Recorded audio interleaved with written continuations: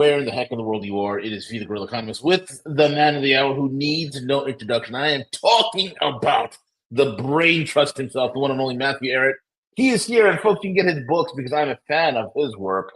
You can get his book, Symphony of Two Americas, Volume 1, Volume 2, Volume 3, and Volume 4. Make it an essential part of your daily requirement for reality checks, reference materials, as well as on your bookshelf to be taught to future generations, because this is the man who's giving you the scaffolding, the foundations, and the play-by-play of where we were, where we are, and where we're going. And you can find him over at CanadianPatriot.org, CanadianPatriot.org, RisingTideFoundation.net. And you can find him over at Substack and Matthew Ehret. And also check out his wife's work, Cynthia Chung. And she wrote that amazing book, The Black Sun, on Amazon. What's it? The full title again? It's The Black Sun. Oh, yeah, it's the empire on which the black sun never set. The origins of Anglo-American fascism in the 20th century. It's a mouthful, but it's an intense book. It is. Matt, glad to have you back. It's been too long. You've been crazy busy. I've been crazy busy. The years have the months have fallen off the calendar, and we are here, my brother. Where do you want to start?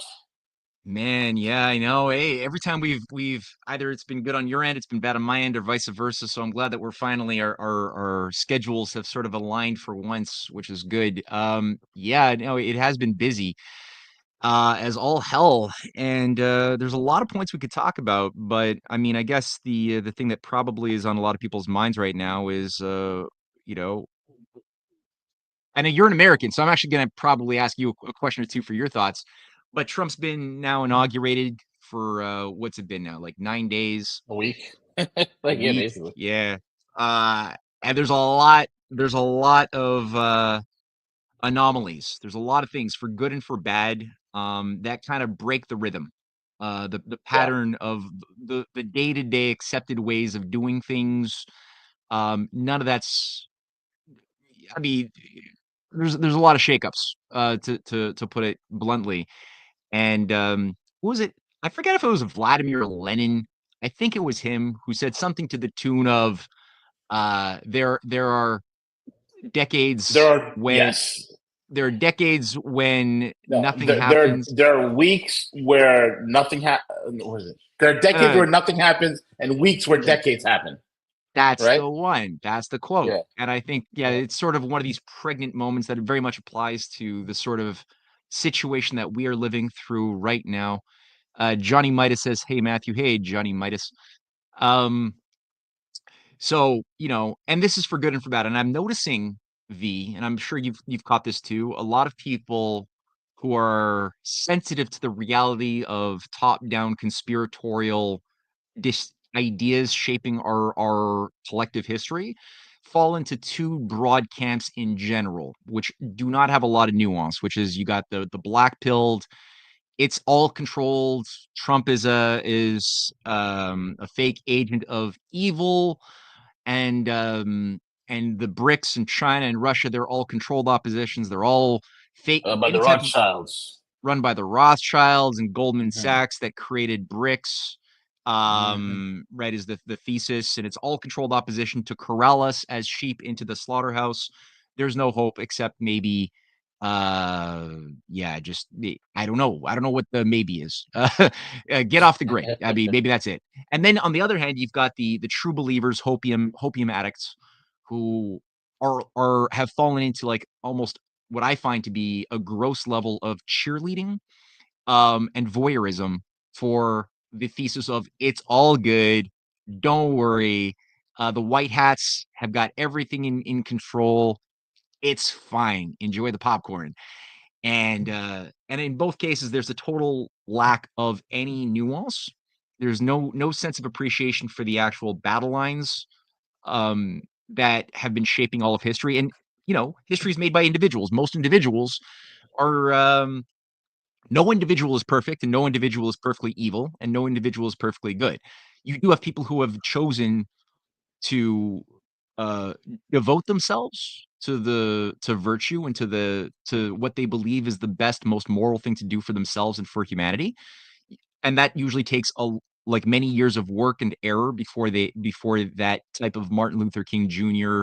Lincoln, JFK type of identity emerges. When it does, it's rare, but when it does, it's really valuable.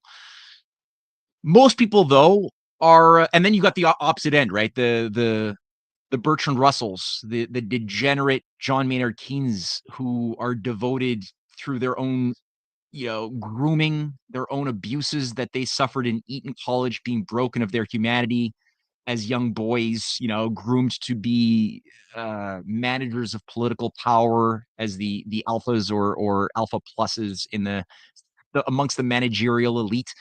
Those, you could say, are evil. They've devoted themselves to the cause of evil, but at the same time, there's still probably, I would like to think, a little broken child inside of them crying that, see, that places these types of personalities who are the grand strategists, the Henry Kissingers, right, into a position still of being pathetic ultimately, because they've been broken of something that would have made them human.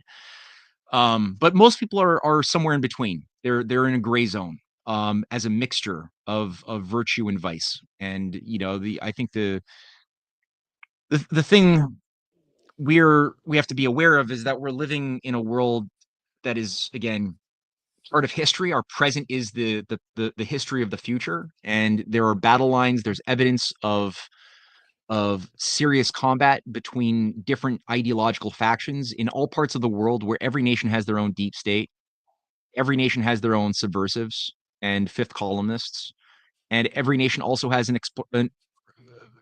traditions of something viable and good. And we see the evidence of that in the case of China, where there's been five. Was it? How many? It was, last time I read it, it was 480. Uh, no, sorry, 4.8 million. That's it. 4.8 million Chinese Communist Party officials who have been prosecuted for crimes, corruption, being enemies of the state, being agents of subversion by foreign interests. Like, that's not something I would recommend anybody ignore. The fact that China has a battle with its fifth columnists that has resulted in, most recently, like the former governor of the Bank of China being sentenced to like 23 years in prison. That's a high level player who played a big role in bringing in Carlyle Group, the World Economic Forum, into influential positions within China. Two heads of China's Interpol, former heads, were given lifetime prison sentences. A justice minister was given like a 30-year prison sentence. So you've got like a, evidence of a serious fight, and I see nothing like that in my current day and age. There's little bits of evidence that maybe Trump is going to bring some justice. Maybe we'll see, to some near, like, you know, um, operatives that did a lot of evil. We'll see, if Yeah. RFK is permitted to become, I don't know if it's The Health and it's a Human full, Services.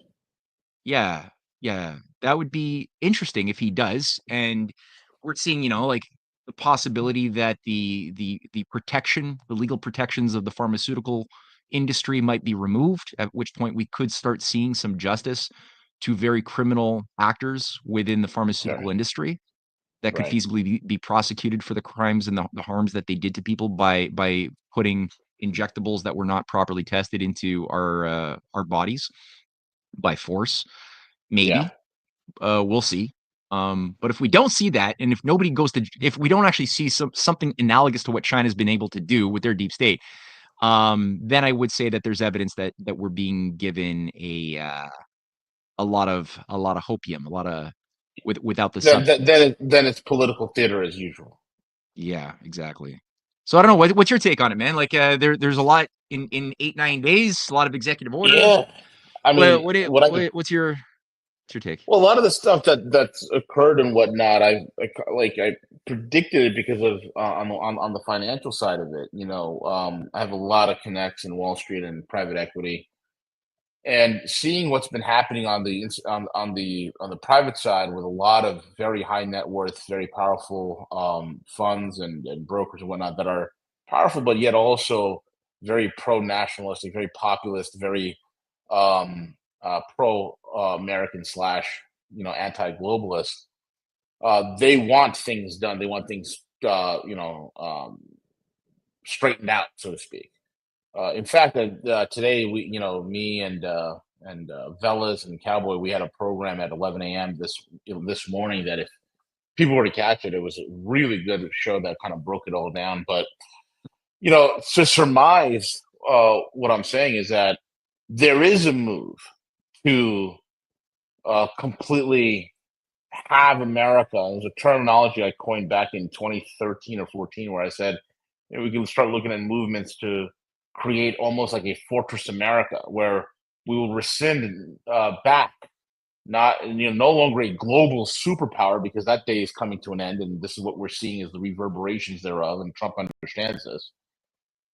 But to rescind back from being a global superpower into a regional power and a great power amongst other great powers. And I'm seeing the world aligned where the United States is a regional player, China's a regional player, Russia's a regional player, India's a regional player, and I think this is how the world is going. And I think what's happening is none of the people that are involved want any sort of large scale conflict. In fact, it's pretty interesting when you see how things have come down the pike the last several years. A lot of the things that Davos wanted to do and what the City of London Corporation wants to do, a lot of that has been curtailed or kicked to the curb.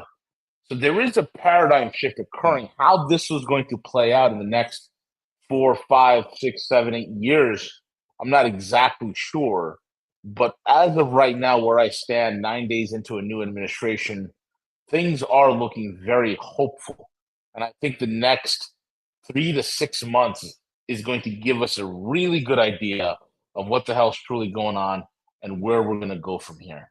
That's my take, man.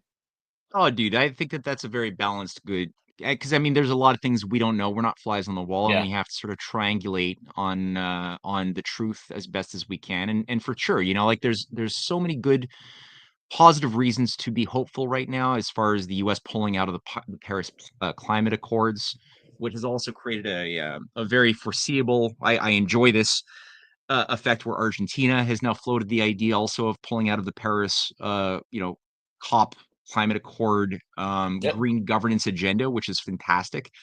The World Health Organization too is seeing the U.S. announce that it's out, and as a Yep. consequence, we got the Italian deputy prime minister also saying that Italy now is going to start pushing to also remove itself from the WHO. The Kenyan government has not only said that they're going to follow suit, but that they're also going to begin legal proceedings to prosecute Bill Gates Oh, for wow. yeah, and that's something which in Kenya's case especially, they've been victimized heavily by Gates's operations that resulted in mass sterilization under I forget which inoculation campaign was pushed, but basically it was proven that human beings were treated like guinea pigs, and there seems to have been, we could say it was just an accident.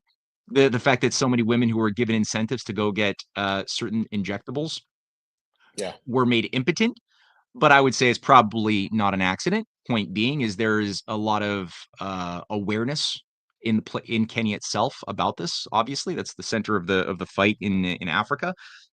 So we're seeing some courage there, and also India. There's some high level Oh, insiders wow. around Modi who have also floated the proposition of India's exit from the World Health Organization this week too. So obviously, this has created a big space where impossible topics that you were never allowed to speak about in polite society are becoming very, very talkable. There's a discussion now that is happening that needs to happen. Also, just the general announcement of the cut down of these 87,000 IRS agents, and what's going to Oh, happen to them, I don't beautiful. know. Like, yeah, What's I going to love happen to the. the IRS? I mean, we have a bill on the floor right now to abolish the Yeah, IRS. That's been introduced today. that's a beautiful thing. It's a beautiful, beautiful Yeah. thing. And I mean, I don't know if like I know that it's true that if you are going to compensate for that lost revenue of the state, then you need to get to what Trump has been talking about with the restoration of the McKinley tariff. Clearly, clearly you need that, because that's one of the best forms of generating revenue, while at the same time incubating and growing your advanced manufacturing sectors, which we have self-annihilated now for 60 consecutive years in a row. we've outsourced and destroyed our means of producing for ourselves. Our factories and other things have been wiped out in Canada as well. But to build that power of productivity back again requires that you have protectionism, which has been verboten under the age of globalization and the World Trade Organization's rules of conduct. You were not allowed to do national protectionism. So that will get you a massive amount of revenue. I don't know if Scott, what's his name, River. Besant, Besant, Mm. um, the former Soros speculator, right, who worked with the Soros quantum, was it quantum hedge fund or Soros Yeah, it management? was quantum. It It was was quantum quantum, hedge right? fund. I believe Yeah. so. Yes. I don't know if this guy's got the wits and knowledge that is necessary to properly act upon and wield the protective policy measure in a non-destructive way, because there you, it could be a destructive thing too. The protective tariff is not a mathematical formula for success. You have to be able to use it in a way that is scientific and based upon a knowledge of the science of physical economy. As people like Henry C. Carey and McKinley definitely had an appreciation for what was needed for building up a nation. And, you can't just have like the idea of just putting a mathematical sum of, okay, 25% against goods coming from this country or 60% from goods coming from this country. That is an incompetent, sloppy way of doing it. That I'm hoping that there's people other than Scott Besant who have a better appreciation for how this would work out there. We'll see. We'll see. I don't know. But definitely the fact that that conversation is also happening. And I'm seeing a Yeah. lot of people, right, like who are so hungry to learn about this American system of political economy, which all of America's great presidents died while they were defending. There's such a hunger now to actually dig into and understand what America did on the economic battlefield to survive its early precarious years after the revolution of 1776. How did America survive when they could have easily been broken up and reabsorbed back into the British East India Company and City of London apparatus? How did they grow in those early years to the point where they were able to quadruple the American population by 1830 in only 40 years, quadrupling while at the same time increasing the longevity, living standards, the ability of the nation to outproduce even Great Britain very quickly on most of the most important aspects of industrial steel, or at the time it was ironworks and basic textiles and manufacturing. Like, America was able to do this because there was this tradition of constitutional banking, protectionism, the idea of credit that would be tied to internal improvements, which was always in opposition to those who were like trying to keep America locked into the addiction to speculation, gambling on ephemeral values that have no bearing in the real world, which resulted in the big, periods of boom and bust self-destruction, whether it was under Andrew Jackson or Polk and Buchanan.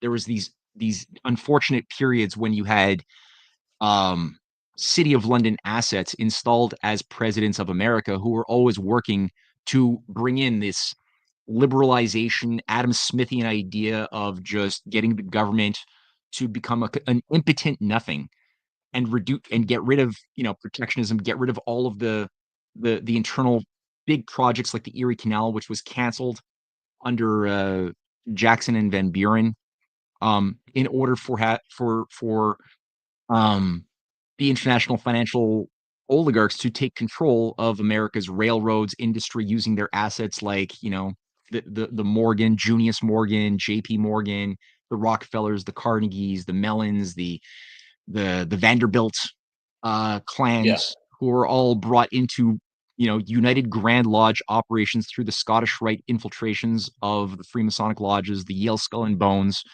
which was seeded in by, you know, Anglophile occultists around the Russell family in the 1830s that modeled themselves on a new Mithraic brainwashing center in Yale that generated several, another 200 years of traders in America who were devoted to an Anglo-American world system of controls.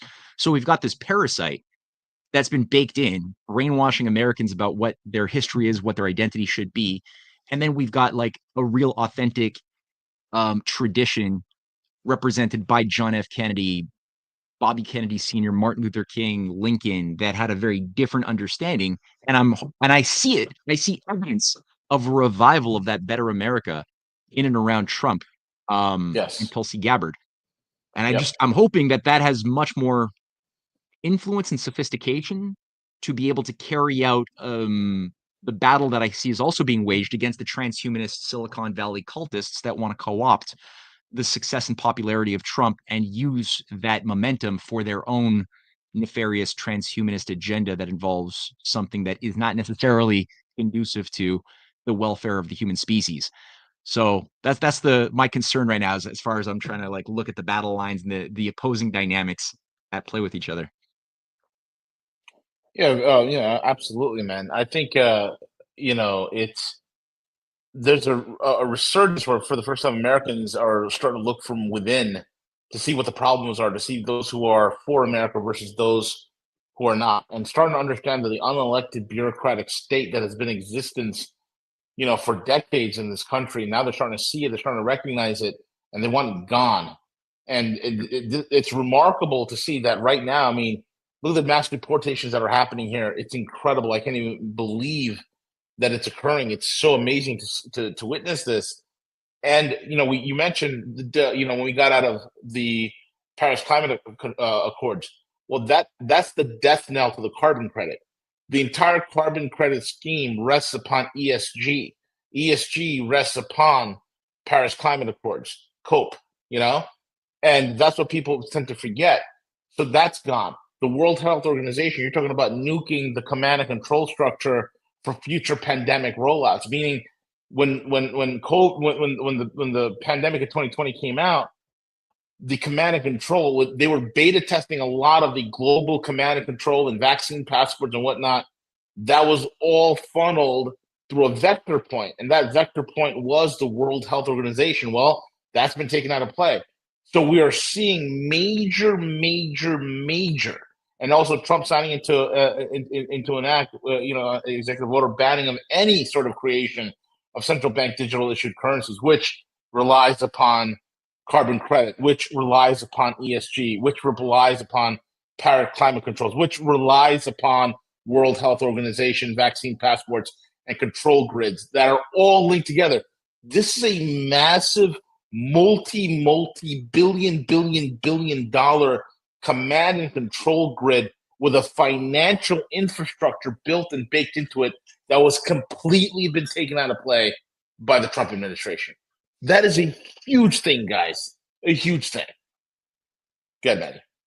Yeah, no, it shouldn't be ignored. And I mean, this is the and also on the geopolitical front too, in terms of the commitment of to keep America locked into constant regime change Yeah. abroad and these foreign wars. There's now obviously not a clear-cut case with the situation in Israel and the Gaza. I'm certainly hoping that Trump's commitment to the you know the peace the peace strategy that he had been working towards in his first administration that involved a two-state solution restoration with big economic projects is something that he's still sort of using as a general guide, independent of a lot of the very, I would say, bad things that has been floated pertaining to the ethnic cleansing, the removal of Gazans from the actual Gaza Strip, and installing them into Jordan, into Egypt, and as Trump has alluded to.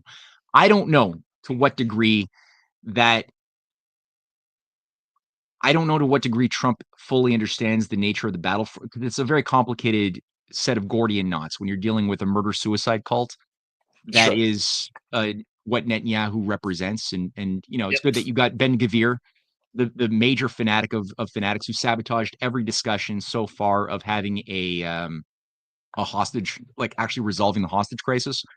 Every single sabotage was carried out, and Ben Gvir even admitted that he was responsible for the sabotage because he was ideologically so committed to total extermination of the Arabs living in Palestine and Greater Israel. So he's exited. He resigned in protest because he's so in opposition to the current push towards an He's a attempt. psychopath. At, An yeah, absolute psychopath. totally.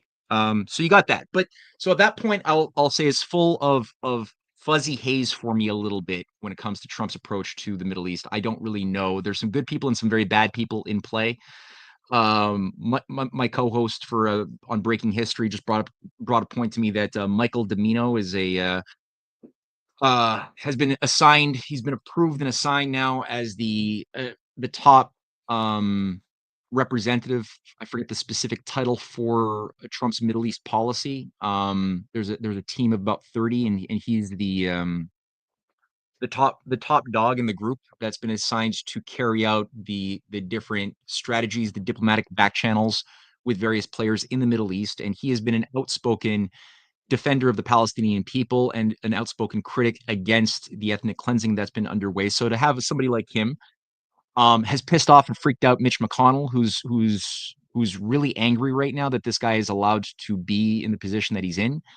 But there's a lot going on behind the scenes. But I do know that on the front of the scenes, there is a clampdown on U.S. aid. Trump has pushed to freeze government grants to all of the U.S. aid programs abroad, which is very important since U.S. aid is the governing sort of mothership of the regime change programs, of which right now there's several in motion, both in Serbia, Slovakia, Belarus, Georgia, Moldova, Romania. Yeah. So all of these countries that have big movements that are critical of NATO, that are sympathetic towards peace with Russia and China, and developing, basically having access to energy that is affordable for the people. These are the countries that have been targeted for destabilizations. I know that Lukashenko just got elected with a vast majority, like 87% vote in Lukashenko's favor in Belarus. EU diplomats are freaking out, saying that it's illegitimate, but the fact is, the election happened, and it happened, and so they're not going to just walk away from that. They're going to activate their various Soros, U.S. aid, NGOs, and human rights organizations, as they've been doing. You can see the imagery right now in Slovakia, and especially again, Serbia is really targeted heavily. There's so many useful idiots being brought down into the streets to call for the overthrow of the government because corruption is the easy word everywhere. So the fact that Trump is coming in, cutting that off at this moment is extremely important. We're going to see how that actually affects what's happening on the ground in the coming days and weeks ahead. We know that he definitely worked very hard to defund the National Endowment for Democracy in his first term in office. And I think by 2020, it was cut down by a factor of like 45 or 50% of its funding, which definitely reduced their ability to carry out destabilization campaigns in Hong Kong, in Taiwan, well, obviously Eastern Europe is always a big focus, but also Africa and Latin America, which have been kept under the control of look at the Latin America and South America, who this day have 77 U.S. military bases stationed all across the Latin American and Caribbean countries. That's huge. Panama alone has 9 U.S. military bases. So, we're all being given stories about how the big bad Chinese and are trying to destabilize America by controlling the Panama Canal and all this stuff. But it's like the massive historic forces that have like done the most damage to the people living in Latin America and South America and are still there today with mass CIA and military industrial operations with a huge infrastructure that was set up in Operation Condor, that also had the Condortel mass surveillance system that was run by the Five Eyes and the Green Berets. That's still there. That never went away, ever.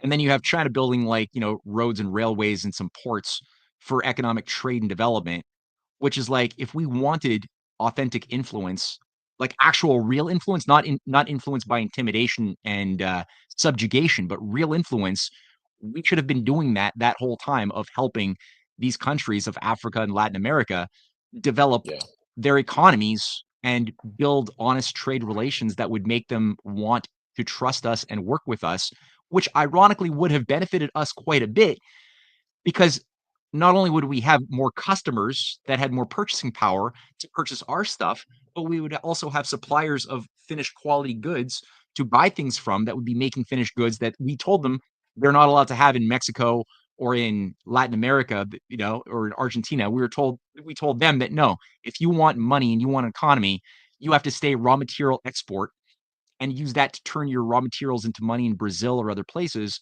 And all of the aspirations to have high tech industry, that is not for you. The IMF would not allow these countries to use their usurious loans, or the World Bank, for the sake of building up a real economy with high energy intensive, capital, especially Yeah. for building dams, railroads.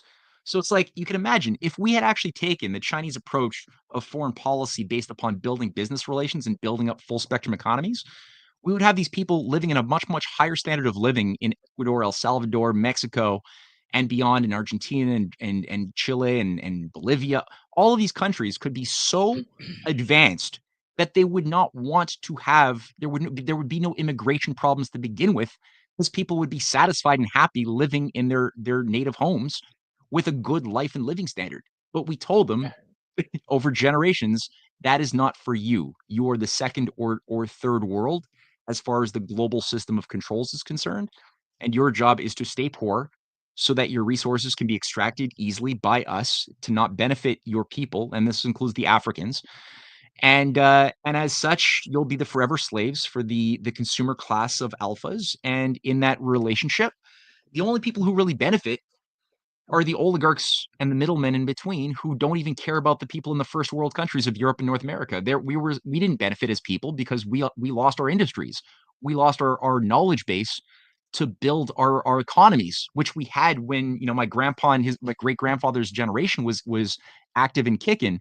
They still knew how to build infrastructure. They had the engineers to build the sorts of things that we've been sort of enjoying the fruits of as we've been watching it decay by atrophy and neglect her vital infrastructure. The American Society of Civil Engineers got a report card of the general assessment of America's vital infrastructure, and they said it was like Yeah. $5 trillion, like 10 years ago. They're like, Yeah. there's $5 trillion deficit just to bring vital infrastructure up to safety standards.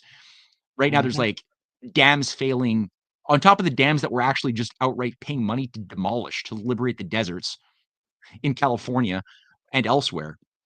On top of that, dams have actually failed to vast damage, billions of dollars of damage, because we haven't done our job of maintaining and improving upon them. We've stopped investing in our nuclear power sector. Like the last time we had on actual new nuclear builds was like 1981 was the last one, and then there's maybe two in the last 45 years. Um, right now, like the countries that want to survive are massively embracing oil, natural gas, nuclear. Like 76% of the nuclear new builds that are happening right now are happening because of China, Russia, and India. That's huge, including builds that are happening for the benefit of people living in Africa. In Egypt, there's 4 reactors being built, with the Russians that are helping there. In Saudi Arabia and the UAE, they've got nuclear reactor builds that they're bringing online in Saudi Arabia and the UAE, and China's helping. That this is going to be fueling the necessary vital energy which is needed to have a full spectrum economy, which we told Saudi Arabia and the UAE back in the 70s. We told them that's not for you. You have a lot of oil that can be turned into money, and that is going to be your fate forever. And any leader in Saudi Arabia that resisted that because they wanted to go with the Gamal Nasser model of development, which Correct. was industrial full The British. spectrum. Yeah, they got Yeah, they it's the got their British model. they got it's yeah, yeah, and Nasser, he nationalized the Suez Canal, but he fought to create a pan-Arab alliance based on pro-industrial development and cooperation, and he won over a lot of the Saudi princes who joined Nasser's pan-Arab movement of industrialists, and they even were able to sway King Faisal to also go in that direction, which is why Faisal had to be eliminated by an MK Ultra CIA dupe, right? Who I think it was his nephew or something, who was brainwashed in a commune in the US and then sent back to carry out the murder of King Faisal. And then that was a message to the Saudi elites and intelligentsia to say that's what happens when you try to industrialize. Now go back to becoming, house slaves and enjoy the money that you're going to get en masse by your oil sales, and don't expect to have anything more. So Saudi Arabia became a tool within the tool basket of, using, some of that, a lot of that oil revenue to fund radicalizing madrasas, to groom and to incubate various terrorist cells in various countries that were targeted by the Anglo-American Special Alliance for destabilization and overthrow, whether it was in Afghanistan or any country, had to be overthrown if they wanted to have development. And again, these radicalized madrasas that produce the Wahhabite Salafist re-education programs that brainwash generations of young men, including young men living in Xinjiang, right? There's been like 50 years since the CIA had a full operational stations set up, several stations set up in Xinjiang in 1978 under Henry Kissinger and Zbigniew Brzezinski that were overseeing the incubation of this new Islamist brainwashing apparatus, with the help of their assets in Pakistan at the time, um, as well. So they did that, and now you've got the consequence of 50 years later, generations of cultish, useful idiots who are still being used to destabilize Mali through Boko Haram and Chad and Niger. Whenever you have countries that are going in that are seeing a nationalist resistance to the empire, what you find is a massive explosion of terrorist activities like the Boko Haram Al Qaeda operations in Africa, which never seem to attack U.S. military bases or Israeli interests or mining interests. They're always attacking the nationalists like Ibrahim Traore or the new Malian government and their people, um, as their primary targets. And it's the same thing that we're seeing as well, in whether it's in Syria or anywhere. They're not actually attacking the Anglo-American military bases or anything like that. They're attacking the vital, um, you know, the nationalist militaries of those leaders like Gaddafi or Bashar al-Assad, who actually were fighting against this global oligarchy. So you got this huge interplay right now, and I'm hoping to I'm somewhat optimistic that I'm seeing a shutdown of the U.S. aid, and I'm hoping that I see a revival of the shutdown of the National Endowment for Democracy, Yeah. which is, it's got to come undone. It's a liability to the United States' actual vital interests, and hopefully Trump can pick that one up too and undo that. Yeah, that would be fantastic if he could do that, man. I mean, I think that would be the next logical step because he has cut off the blood supply to a lot of this stuff, you know? And then here's the other kicker that people didn't notice. Him going after the cartels. Mhm. We all know Nuevo Jalisco cartel that popped up in that war with Sinaloa cartel. Nuevo Jalisco is the favorite CIA cartel. We Mm. know that these cartels, going after the cartels and putting an end to the narco business flowing into this country, that is cutting off the lifeblood, a good chunk of the lifeblood of not only CIA dark money, but also Wall Street dark money that's been going to the nefarious bad side of the globalist agenda. That's what Mhm. some of the things that people don't realize, man. And the proof of the pudding, and when I mentioned the Wall Street thing, what do you think happened? Like, if you guys remember the 2008 financial collapse, we talked about, not Wells Fargo, it was, oh my God, Wachovia. Wachovia banned, and also with HSBC took a massive hit because what occurred is and they knew that they were laundering money for the cartels. The cartels pulled their funds out, which then triggered a lot of the subprime derivatives, the derivatives that were linked to subprime mortgage to implode on the back end. And that's what actually started the cascading effect to bring down the entire housing market. It wasn't just, some guy who couldn't, who can fog a mirror and barely write his name. He took out he did a liar loan, lied about his income, and took out a loan. That's the mainstream story they want you to believe. So Trump going after the cartels and getting that dirty money out is another blow to the Mm. globalists, to the dark intelligentsia that's been running all sorts of nefarious operations all around the world and within this own country. Yeah. I remember that that imagery that went viral back in 1999 of Raul Reyes from the FARC Yes. guerrillas, who was like the second in Yep. command of the FARC guerrillas of Colombia, and having the embrace of the president of NASDAQ, whose name I'm forgetting now.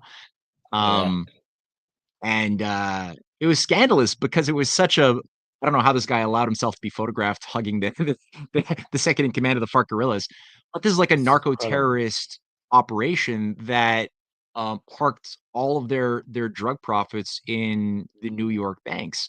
And yeah, that's been like just business as usual now. The whole Wall Street system is so addicted to constant inflows of drug money from abroad, especially Latin America and especially Mexico, but everywhere really. It's just it's such an ingrained part of the system. So if we can begin to detach, to start dealing with that addiction, because banks are fine, we need banks. That's cool, but banks have to be an instrument of the people. It has to be the instrument of the welfare of the nation, of the well-being of the nation in the real sense of the word.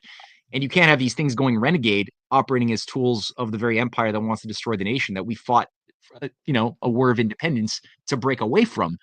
Which it's not like the City of London Wall Street thing is a new phenomenon. The City of London was the central nervous system of the world financial markets back in the 18th century. It's not a new thing. It was the carryover of the Dutch the Dutch banking system and stock markets that were built up by a bunch of Venetian players who wanted to move their headquarters from the compromised geography of Venice, which had the Levant Company, these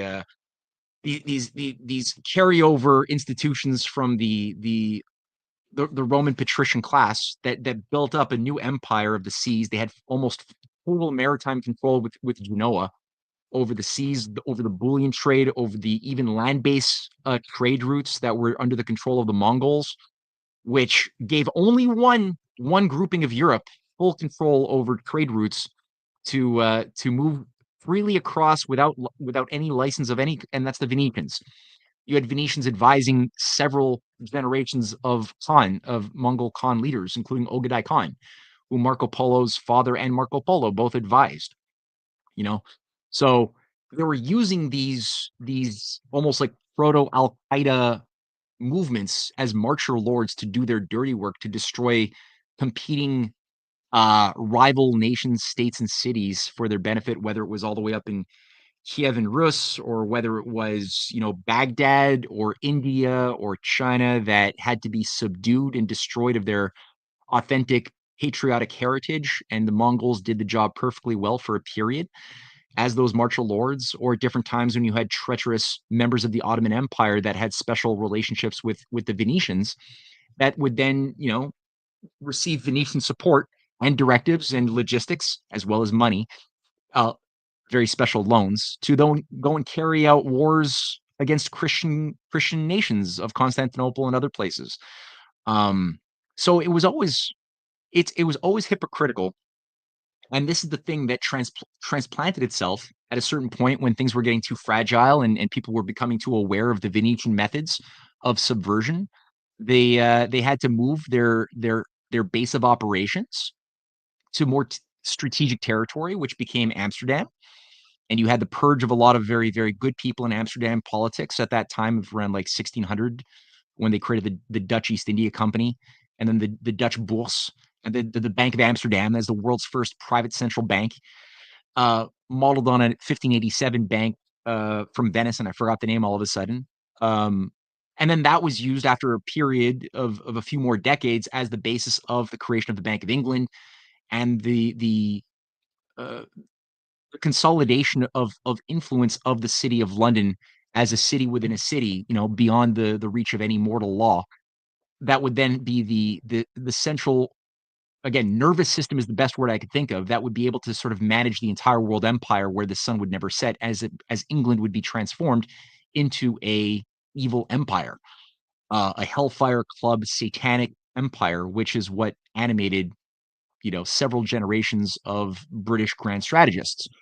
The Hellfire Club never went away. And yeah, when somebody, I think Rob in the chat box is asking for which Venetian families, um, The Orsinis are a big one, but there's a number of major families, and my memory is not working that well, but there are some good articles that have like documented some of them. Many of these families are Italian, not just Venetian. They're Italian as a whole, and they're still able to trace their lineage back to the Roman Senate, the Roman patrician class, the Roman high priesthoods that oversaw the transformation of Rome from a republic into an empire. So you've got this direct continuity of a parasite that has been utilizing certain institutions, like especially I alluded to the Hellfire Club. I mean, banking is one aspect, military is another aspect, but the deeper thing that allows for the transgenerational passing down of this very unnatural tradition is located in the mystery cults, the maintenance of the practice of the Eleusinian mysteries for the elites is one of those aspects. Things like the Gnostic Templar and Knights of Malta orders. Previously, the Knights of Malta were known as the Knights Hospitaller. That was sort of the right hand left hand path of the Crusaders, where the left hand feminine uh, operating principle was brought online by the Templars as a Gnostic front group, acting like they're Christian, but we're really not at all. We're the opposite. And the right hand path was the masculine principle of the Knights Hospitaller, which became the Knights of Malta later on as a name change, but it was always the same thing. And they've always been using that creation of synthetic cults to transmit this satanic agenda and process and groom new generations of elites to carry on this thing. This is what spawned the Jesuits and the Anglican Church, right, in 1534. At the same time, by the same Venetian operations, both, as well as the Knights of Malta that were created in 1530, around the exact same time as the Habsburgs had been used as martial lords, then representing the Spanish Empire, to take control of the Vatican, which is at the time that an MK Ultra type of brainwashed fool named Ignatius Loyola was induced through whatever drug initiation ceremonies and personal trauma to be processed, brainwashed, managed to become a new, prophet of a new religious sect called the Jesuits that became embedded into the entire operating system of the empire and which has done a lot of damage. But they all work together. They're not opposing groups. They from the bottom up, they seem opposing at times, but they're not. They work together, as do groups who are analogous in the Islamic world, like the assassins, the order of the Hashashins, the hashish smoking addicts of knights that operate in an Arabic mystery religion created around the same time as the Knights Hospitaller, that also helped oversee the forever wars of the Crusades, which they've been working very hard to revive again once more under, not like they ever disappeared. The Order of the Assassins still exists. It's still a thing. It's just called something different, but it still operates in tandem with the Order of the Knights of St. John of Jerusalem, which is otherwise the Knights Hospitaller. That's what Alan Dulles, every high level member of the CIA, were Knights of Malta. Every single lieutenant governor of Canada and every single governor general of Canada is an order of the Knights of Malta, the Knights of St. John. And if you look at it, this is what the Nazi SS leaders were all members of the Knights of Malta. They were all had the Maltese cross that they were always wearing very closely. And at the end of the day, this is what the Aga Khan is interfacing with as far as the global Aga Khan organization, with its nominally, charitable front to, provide education and healthcare services to poor people, especially in the Muslim world. But that's a front. It's like the Red Cross, right? The Red Cross raises what, $600 million after Haiti, and then builds 6 houses. Where did that money go? Right? The Red Cross is it's a direct outgrowth of the Knights Hospitaller, which ran the different, hospitals within Jerusalem and the Holy Land 1,000 years ago, but always as a cover for, well, you know, training more radical mercenaries to carry out subversive operations of assassinating people who were peacemakers, whether it's Saladin or whether it's a Christian contemporary of Saladin. There were many who were trying to create peace with the Arabs and had to be assassinated. And the Templars, the Crusaders, would take turns with the Arab, the Muslim, nominally Muslim assassins killing each other's enemies, and they still exist. They still exist today. This is what seeded the Muslim Brotherhood. The whole Salafist agency back over a century ago was created by these, you know, mystical Gnostics acting Muslim on the surface, but actually being satanic on the inside. That Sure. that did this. So Which is they're yeah. it's a synonymous theme amongst many members of the death cult. Whatever religion they like to clothe themselves with, the inner sanctum is always that satanic death cult, man. I agree. Always, always. Yeah, they've got a weird idea of death as life. So they're trying part of their formula of brainwashing is the infusion together of moral opposites, right? Of like the Yeah. sacred, the profane, death, life. They want to force all of these creation, destruction. Yeah. They try to force them into these unhealthy like unities where they get people to practice very, very opposing ways of feeling and thinking to the point that you get people who are just broken of their humanity and are just glazed over eyeball outright Satanists who are committed to the idea of like purgative violence for the sake of the good. The idea that good is actually that for the good to exist, you need evil to spawn the good. So they think that thus evil must be good because evil creates good. And that's the type of very lame but very real mental syllogism that they get themselves addicted to in their worship of evil, where then you start getting the Marina Abramoviches who are like, we have to break the will of the true artist who has to suffer and like sleep in an ice block for 8 hours and holding your need to pee for 3 days in order to feel true suffering in order to be. And then after you do enough of these things to yourself, then you could begin to do things to other people. The true artist has to be able to hurt others in order to feel the joy of the pain of themselves. So you hurt yourself, then you hurt others, and then you start learning how to feel joy in the suffering, and then you start feeling. They program these people to start feeling pleasure in pain, and before you know it, they just keep on pushing the threshold, right? Moving the goalposts to the point that the most unimaginably wrong things that no human being should ever even think about, let alone do, becomes desirable practices that involve them, eating pizzas in weird ways that mean different things. And their humanity is effectively gone by all intents and purposes, spiritually speaking, at that point. So yeah, it's like you said, it's a murder death cult. Then they've got it baked into, the whole Samson option doctrine inside of it, the Zionist upper crust right now of true believers.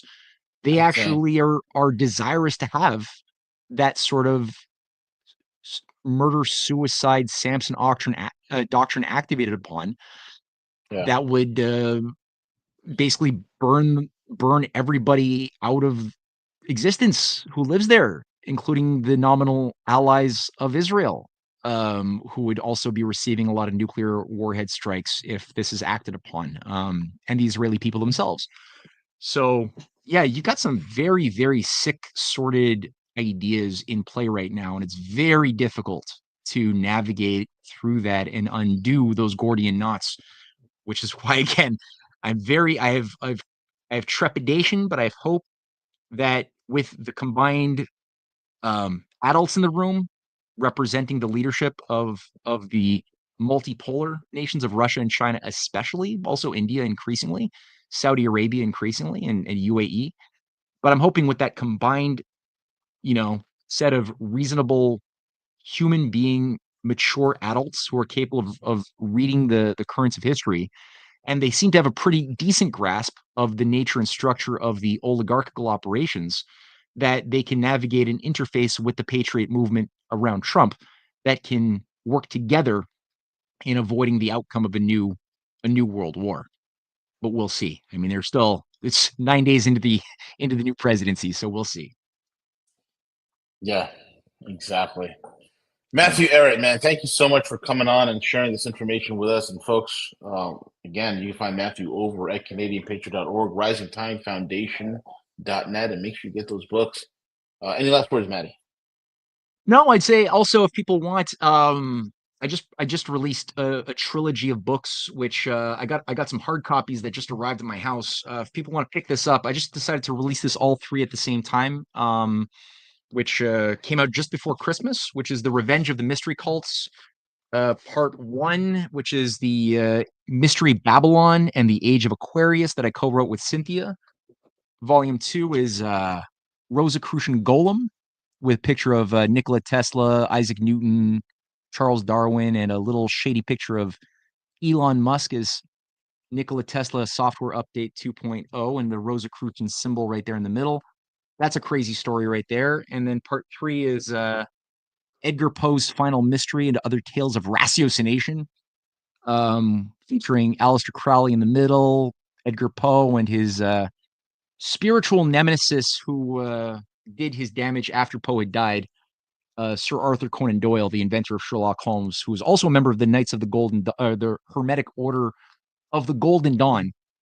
And that is not to be treated separately from his fictional work with Sherlock Holmes or the story of Jack the Ripper and the real ritual reasons why the Jack the Ripper murders happened.